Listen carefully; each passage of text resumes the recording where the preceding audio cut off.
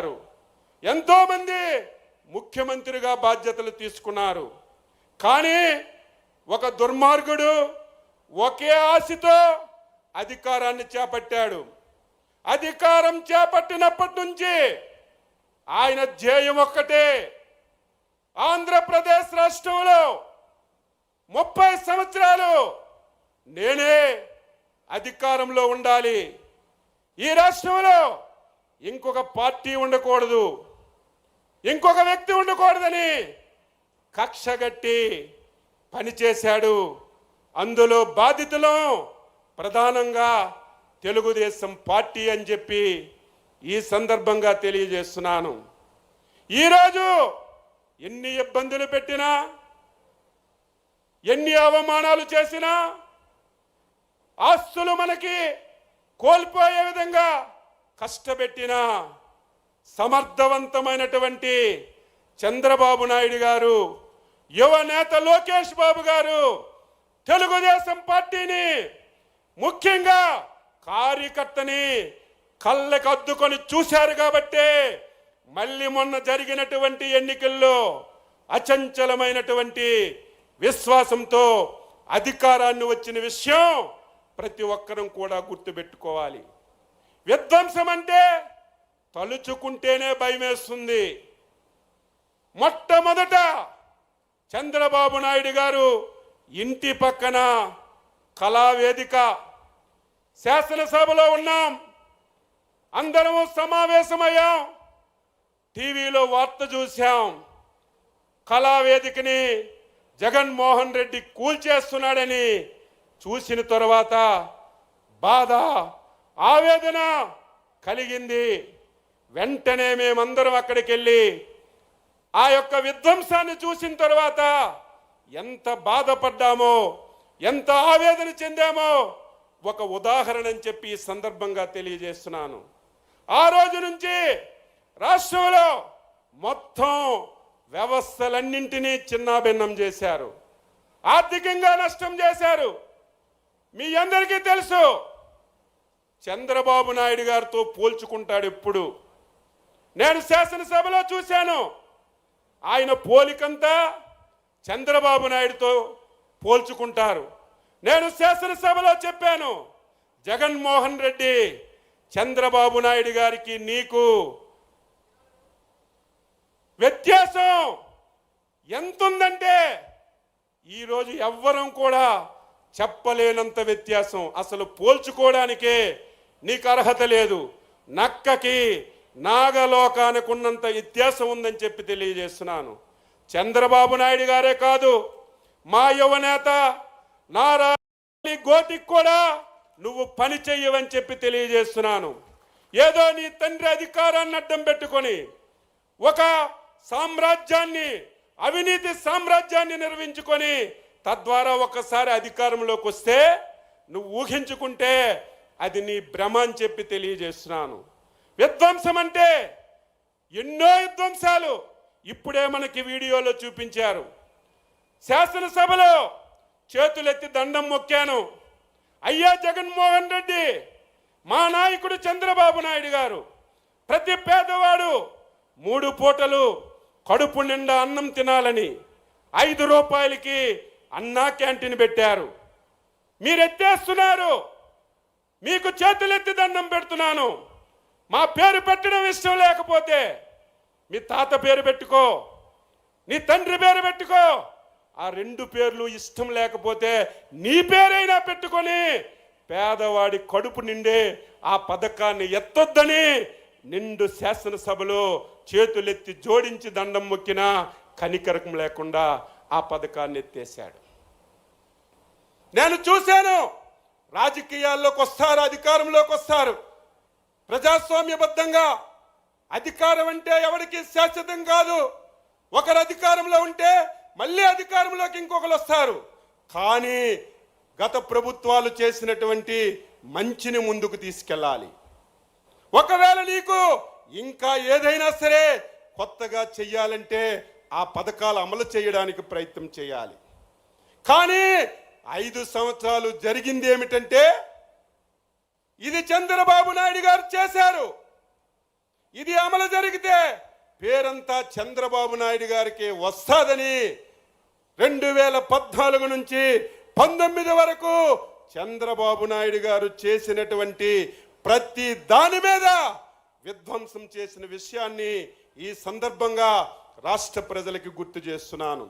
అమరావతి రాజధాని, పోలవరం, చాలా మంది మాట్లాడారు పరిశ్రమల గురించి. నేను ఒక సందర్భంలో మీ అందరికీ మీ ద్వారా రాష్ట్ర ప్రజలకు తెలియజేస్తున్నాను. ఏ రాష్ట్రమైనా అభివృద్ధి జరగాలంటే, ఏ దేశమైనా అభివృద్ధి జరగాలంటే పరిశ్రమలు రావాలి. పరిశ్రమలు వస్తే రాష్ట్రానికి ఆదాయం వస్తుంది.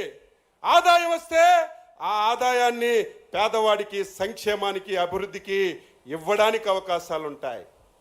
దుర్మార్గుడు 5 సంవత్సరాలు ఈ రాష్ట్రంలో ఒక్క పరిశ్రమ అంటే ఒక్క పరిశ్రమ తేలేదు. ఉన్న పరిశ్రమల్ని పూర్తిగా ఈ రాష్ట్రం నుంచి వెళ్ళగొట్టే కార్యక్రమాలు చేశారు. మీరు, నేను, అందరం ఎన్డీఏ పార్టీలు ఎలక్షన్లలో మాటిచ్చాం, రేపు మాకు అధికారాన్ని ఇవ్వండి. అందులో మన యువనేత ఈ రాష్ట్రమంతా తిరిగి యువతలకి చైతన్యపరిచి, రేపు మా ప్రభుత్వం వస్తే ఈ రాష్ట్రానికి పరిశ్రమలు తెస్తాం, 20 లక్షల మందికి ఉద్యోగాలు ఇస్తామని బల్లగుద్ది మనందరం చెప్పాం. ప్రజల ఆశీర్వాదంతో అధికారంలోకి వచ్చాం. ఇచ్చిన మాట నిలబెట్టుకోవాలి. 20 లక్షల ఉద్యోగాలు ఇవ్వాలంటే పరిశ్రమలు రావాలి. పరిశ్రమలు రావాలంటే గత 5 సంవత్సరాలు ఎవరైనా సరే ఈ రాష్ట్రానికి రమ్మంటే, ఈ రాష్ట్రంలో వచ్చి పరిశ్రమ పెట్టమంటే మీ రాష్ట్రానికి ఒక దండమని పరిగెట్టినటువంటి పరిస్థితులు మన కళ్ళ ముందు చూశాం. మళ్ళీ ఈ రాష్ట్రంలో పరిశ్రమలు తీసుకురాగలమా, మళ్ళీ 20 లక్షల ఉద్యోగాలు ఇవ్వగలమని నేను కూడా ఆందోళన చెందాను. అయితే ఈ రాష్ట్రం అదృష్టం, సమర్థవంతమైన నాయకుడు, ఈ రాష్ట్రానికి ఒక brand ambassador CBN Chandrababu Naidu గారు అని చెప్పి మీ అందరికీ తెలియజేస్తున్నాను. దానికి తోడు యువకుడు, విద్యావంతుడు, దేశ ప్రపంచాల్లో అన్ని విషయాలు తెలిసినటువంటి నారా లోకేష్ బాబు గారి యొక్క సహకారం, పవన్ కళ్యాణ్ గారి యొక్క తోడ్పాటు, ఈ 24 మాసాలు ప్రతి ఒక్కరం మాట్లాడాలి. ఈ దేశంలో, ప్రపంచంలో ఎన్నో రాష్ట్రాలు ఏర్పడ్డాయి. స్వతంత్ర భారతదేశంలో ఎన్నో రాష్ట్రాలు ఉన్నాయి.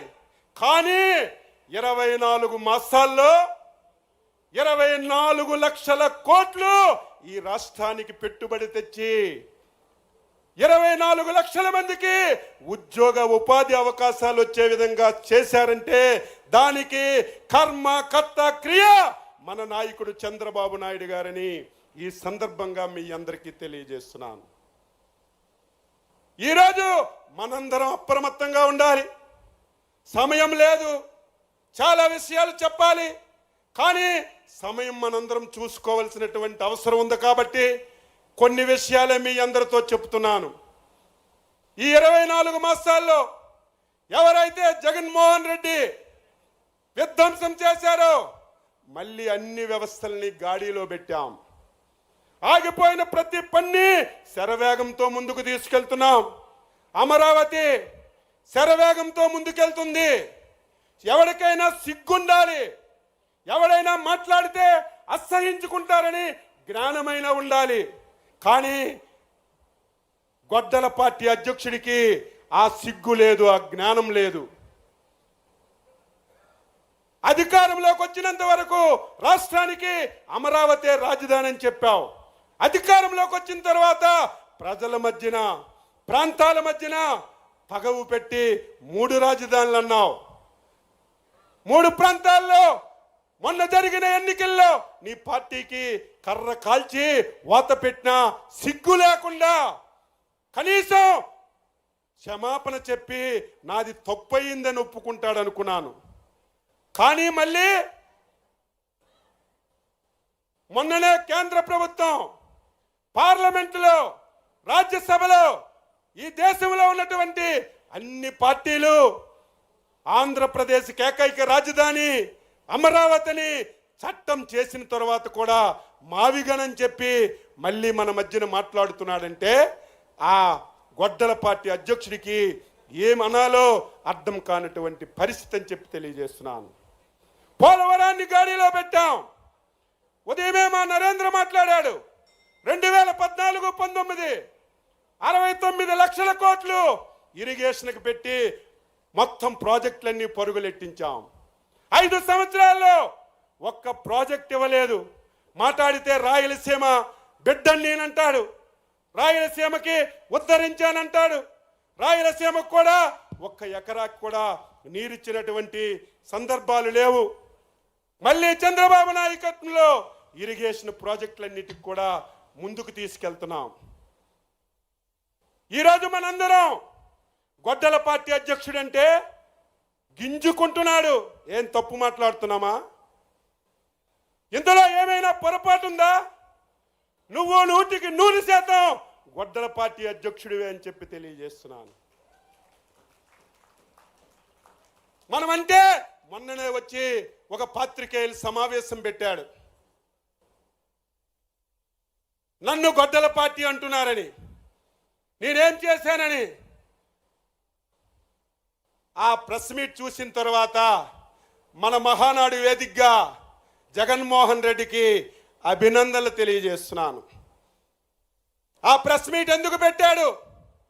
మీరందరూ నా ఒక్కళ్ళే గొడ్డల పార్టీ అంటున్నారు. నాది కాదు, మా కుటుంబ నేపథ్యమే ఒక ప్రేక్షణ పునాదుల మీద పుట్టిందని సాక్షాత్తు జగన్మోహన్ రెడ్డి పాత్రికేయుల సమావేశంలో పుట్టాడు.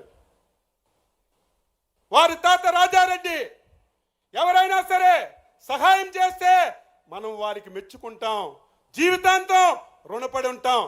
ఒక బలహీన వర్గాలు చెందిన వ్యక్తి మీరు రండి, మా మైన్లో వాటా ఉండి అందరం కలిసి ముందుకెళ్దామంటే ఆ మైన్ ఓనర్కే చంపి ఆ మైన్ను ఓన్ చేసుకొని ఆ డబ్బుతో ఈరోజు సామ్రాజ్యాన్ని నిర్మించుకొని ఆ రోజు నుంచి ఈ రోజు వరకు వ్యవహరిస్తున్నారు. మన అధ్యక్షుల వారు ఎప్పుడూ చెప్తారు, ఇది ఒక ప్రేక్షణ కుటుంబం. చాలా అజాగ్రత్తగా మనం ఉండాలి. అజాగ్రత్తతో ఉంటే చాలా పొరపాటు జరుగుతుంది. వాళ్ళ తాత రాజారెడ్డి వేట కొడవలతో స్టార్ట్ చేశాడు, తండ్రి కత్తులతో స్టార్ట్ చేశాడు. ఈయన వచ్చేసరికి గొడ్డలతో రాజకీయం చేసి ఈ రాష్ట్రాన్ని మొత్తం నాశనం చేయడానికి ఒక కంకణం కట్టుకొని పనిచేస్తున్నాడు. మాట్లాడితే అబద్ధాలు. నిన్న ఈరోజు పవిత్రమైనటువంటి మహానాడు జరుపుకుంటే నిన్నే ఒక సమావేశం పెట్టాడు. నిన్న మీ ఎమ్మెల్యేలు ఎమ్మెల్సీలు విద్యాశాఖ కార్యాలయంకి వెళ్ళి డిఎస్సిలో అవినీతి జరిగిపోయిందని సిగ్గుందా, లజ్జుందా, మాట్లాడే నైతిక హక్కు నీకుందా? 5 సంవత్సరాల అధికారంలో ఉండి ఒక్క ఉపాధ్యాయు పోస్టు కూడా నువ్వు తీయకపోతే, మా యువ నాయకుడు అధికారంలోకి వస్తే మొదటి డిఎస్సి పెట్టి నేను ఉద్యోగాలు ఇస్తానని ఒక మాటిచ్చి మీరు కక్షగట్టి ఆ నోటిఫికేషన్ ముందుకెళ్లకుండా 100 కోట్లు కేసులు కోర్టులో వేస్తే కోర్టులన్నీ క్లియర్ చేసి డిఎస్సిని పారదర్శకంగా చేసి ఉద్యోగాలు ఇచ్చాం. పోనీ ఏదైనా తప్పు జరిగిందంటే ఎప్పుడు అడగాలి? పరీక్ష జరిగినప్పుడు అడగాలి. ఉద్యోగ పత్రాలు ఇప్పుడే జరగాలి.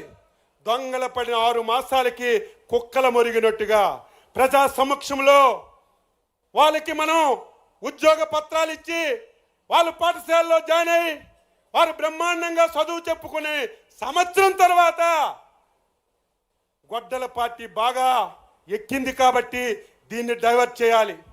డైవర్ట్ చేయాలంటే అచ్చెన్నాయుడు మీదో ఎక్స్ మీదో వై మీదో విమర్శ చేస్తే ఎక్కదని మన జాతీయ పార్టీ వర్కింగ్ ప్రెసిడెంట్ మీద ఈరోజు కావాలని చెప్పి విమర్శలు చేస్తున్నారు. దీన్ని మనందరం కూడా తిప్పి కొట్టాలని చెప్పి తెలియజేస్తున్నాను. నిన్న ఒక బుక్ రిలీజ్ చేశాడు. ఆ బుక్ మొత్తం చూస్తే నాకే ఆశ్చర్యం. ఆ బుక్ పేరు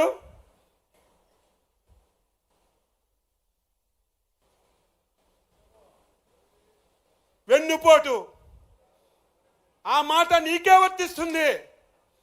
ఒక్క ఉదాహరణ మీ అందరికీ చెప్తున్నాను. జగన్మోహన్ రెడ్డి కుటుంబం ఏ విధంగా ఉండేదో మీకు తెలుసు. కనీసం బతకడానికి కూడా అవకాశం లేని పరిస్థితిలో కాంగ్రెస్ పార్టీని ఉపయోగించుకొని సోనియా గాంధీని, రాజీవ్ గాంధీని, రాహుల్ గాంధీని ఉపయోగించుకొని నీ తండ్రి ముఖ్యమంత్రి పదవి పొందాడు. అది గుర్తుపెట్టుకో. నీ తండ్రికి ముఖ్యమంత్రి వచ్చిన తర్వాత ఆ పదవిని నువ్వు తీసుకొని 1,00,000 కోట్లు నువ్వు దోచుకొని సామ్రాజ్యాన్ని నిర్మించుకున్నావు. నువ్వు నీ తండ్రి చనిపోయిన తర్వాత ముఖ్యమంత్రి పదవి ఇవ్వలేదని కాంగ్రెస్ పార్టీని వదిలేవు. అది వెన్నుపోటు అని చెప్పి మీ అందరికీ తెలియజేస్తున్నాను. ఆ పార్టీ వల్ల మీరు, మీ కుటుంబం బాగుపడి ఆ పార్టీని వదిలి బయటకు వచ్చినటువంటి నువ్వు వెన్నుపోటు పొడిచి మమ్మల్ని అని చెప్పి మీరు అడుగుతున్నారు. ఈరోజు ఎలక్షన్ మేనిఫెస్టో గురించి మాట్లాడుతున్నాం. ఏముంచావు ఈ రాష్ట్రంలో? 5 సంవత్సరాలు ఈ రాష్ట్రంలో ఏమైనా ఉంచావా? 13 లక్షల కోట్ల అప్పులు. ఏ వ్యవస్థ చూసినా చిన్న భిన్నం. మేము ఊహించలేదు ఇంత దారుణాలు జరిగాయని. ఎలక్షన్లో మాట ఇచ్చాం. ఇచ్చిన మాట నిలబెట్టుకోగలమా, అమలు చేయగలమని చాలా భయపడ్డాం, బాధపడ్డాం. కానీ సమర్థవంతమైన నాయకుడు చంద్రబాబు నాయుడు గారు, కేంద్రంలో మోడీ గారు సహకారం తీసుకొని మీరు, నేను ఎవ్వరూ ఊహించిన విధంగా 2 సంవత్సరాల్లో సూపర్ 6 అని చెప్పి ప్రతి హామీని అమలు చేసి సూపర్ హిట్ చేసిన విషయాన్ని ప్రతి ఒక్కరు కూడా గుర్తుపెట్టుకోవాలి. నీకు అసలు మేనిఫెస్టో గురించి అడిగే నైతిక హక్కుందా? సిపిఎస్ రద్దని మొదటి సంతకం పెడతానన్నావు. ఈరోజు నువ్వు దానికి ఆన్సర్ చేయి. నేను గెలిస్తే ఈ రాష్ట్రంలో సంపూర్ణ మద్యపానం నిషేధం చేసి మళ్ళీ 2024లో ఓట్లు అడగడానికి వెళ్తానని నువ్వే కదా చెప్పావు. నీది నోరా తాటిమట్ట. దీనికి ఆన్సర్ చేయవలసినటువంటి అవసరం ఉంది. ఈరోజు కష్టాలున్నా, బాధలున్నా చంద్రబాబు నాయుడు గారికి ఒక విశ్వసనీయత ఉంది. చంద్రబాబు నాయుడు గారు మాటిస్తే నిలబెట్టుకున్నటువంటి తత్వం. తప్పనిసరిగా అమలు చేశాం. రేపు భవిష్యత్తులో ఒక పైసా వస్తే ఆ పైసా పేదవాడికే పంచడానికి, ఈ రాష్ట్రానికి మేలు చేయడానికి అహర్నిశలు కృషి చేస్తున్నటువంటి చంద్రబాబు నాయుడు గారికి మనందరం సహకరించాలి. చివరగా ఒక్క మాట చెప్పి ముగిస్తున్నాను. మనందరం అప్రమత్తంగా ఉండాలి. 2014-19 ఈ దేశంలో చంద్రబాబు నాయకత్వంలో నేను చాలాసార్లు ఎమ్మెల్యేగా పనిచేశాను, మంత్రిగా పనిచేశాను. ఎప్పుడూ ఆ 5 సంవత్సరాలు జరిగిన అభివృద్ధి, సంక్షేమం ఎప్పుడూ జరగలేదు. కానీ మనం చేసింది చెప్పుకోలేదు. చేసిన అభివృద్ధి, సంక్షేమం చెప్పుకోలేక వాడు చెప్పిన అబద్ధాలు ప్రజలు నమ్మి 2019లో మనకి నష్టం జరిగింది. జగన్మోహన్ రెడ్డి ఈసారి నీకు ఆ ఛాన్స్ ఇవ్వమని చెప్పి తెలియజేస్తున్నా. నువ్వు ఒకటి చెప్తే 2 చెప్తాం, 2 చెప్తే 3 చెప్తాం. అది కూడా నీలాగా అబద్ధాలు కాదు, వాస్తవాలు, చేసిన పనులు ప్రజలకు చెప్పి చైతన్యపరిచి మళ్ళీ జీవితంలో ఈ రాష్ట్రంలో వైసీపీ పార్టీ జగన్మోహన్ రెడ్డి పాతాళానికి పాతి పెట్టి శబాష్ తెలుగుదేశం, శబాష్ పసుపు జెండాని నిలబెట్టుకుంటామని చెప్పి మీ అందరికీ తెలియజేస్తూ విధ్వంసం నుంచి వికాసం వరకు తీసుకెళ్తున్నాం. రేపు భవిష్యత్తులో ఆంధ్రప్రదేశ్ రాష్ట్రాన్ని ఈ దేశంలో ఒక అగ్రగామిగా నిలబెట్టడానికి మనందరి సహకారంతో చంద్రబాబు నాయుడు గారు, యువనేత లోకేష్ బాబు గారు కలిసి ఈ రాష్ట్రాన్ని ముందుకు తీసుకెళ్తారని ఈ సందర్భంగా తెలియజేస్తూ ఈ అవకాశం ఇచ్చినటువంటి అధ్యక్షుల వారికి, లోకేష్ బాబు గారికి హృదయపూర్వకంగా అభినందనలు తెలియజేస్తూ సెలవు తీసుకుంటున్నాను. జై హింద్. తెలుగుదేశం, తెలుగుదేశం, తెలుగుదేశం. చంద్రబాబు నాయకత్వం, చంద్రబాబు నాయకత్వం, చంద్రబాబు నాయకత్వం. యువ నేత నారా లోకేష్ బాబు నాయకత్వం, యువ నేత నారా లోకేష్ బాబు నాయకత్వం, యువ నేత నారా లోకేష్ బాబు నాయకత్వం. ఎన్టీఆర్, ఎన్టీఆర్, ఎన్టీఆర్. జై హింద్. Thank you. వెల్, మీ ఆవేదన ప్రతి కార్యకర్త గుండెల్లో ఉందన్నా.